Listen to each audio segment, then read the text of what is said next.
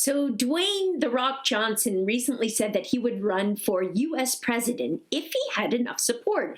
And that's not the first time he's said this. So do you think he's the man for the job? Sean, you're in the thick of things. What do you think?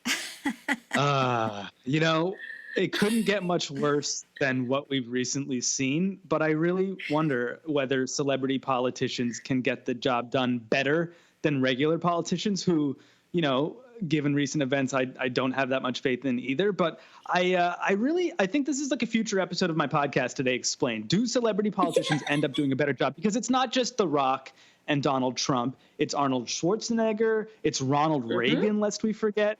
It's Jesse Ventura. There's all sorts of international examples. But this is a moment to re-examine the question, I think, because not only The Rock, but Matthew McConaughey is humoring a run for governor of Texas against Beto O'Rourke in the future. And also there might be a recall in California, in which case Caitlyn Jenner has said that she will be running.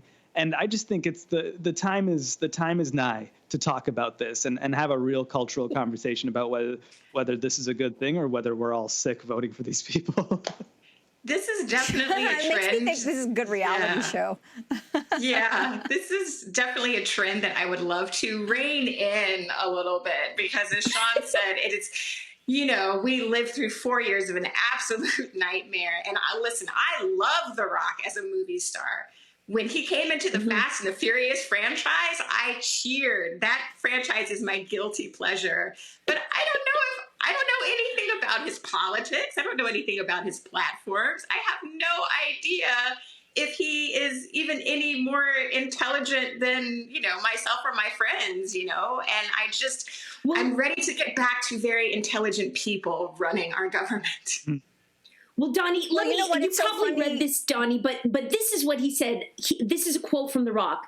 "I don't think our founding fathers ever envisioned a 6'4", bald, tattooed, half black, half Samoan, tequila drinking, pickup truck driving, fanny pack wearing guy joining their club.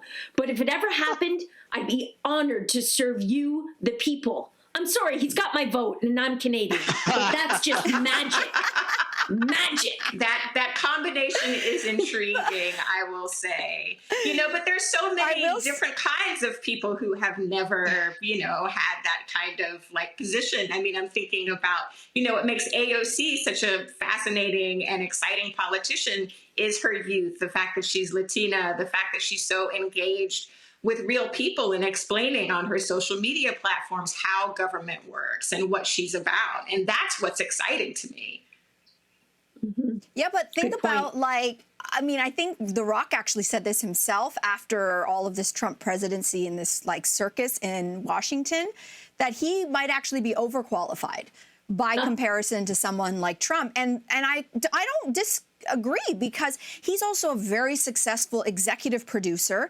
And isn't the presidency kind of executive producing? You're not just the one making the decisions. You're also stacking your cabinet with super smart people to help you make those decisions. And so you need to already be of sound mind and good decision-making skills, which I believe he's actually proven as a very successful executive producer in Hollywood.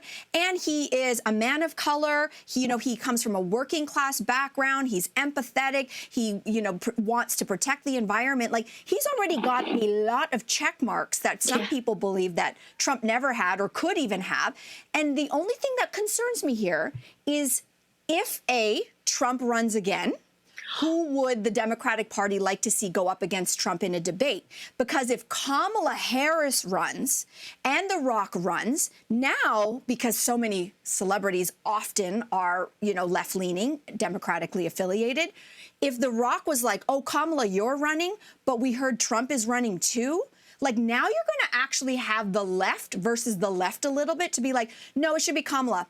Well, no, in a debate, wouldn't you like to see Dwayne "The Rock" Johnson body slam, figuratively speaking, Donald Trump? It would be peak TV, just imagining Trump versus The Rock. Like, I know it's no laughing matter. The future of the planet is at risk, so I'm not making light of it, but just the idea of Trump trying to throw anything that would stick against The Rock and The Rock just doing, like, what did you just say?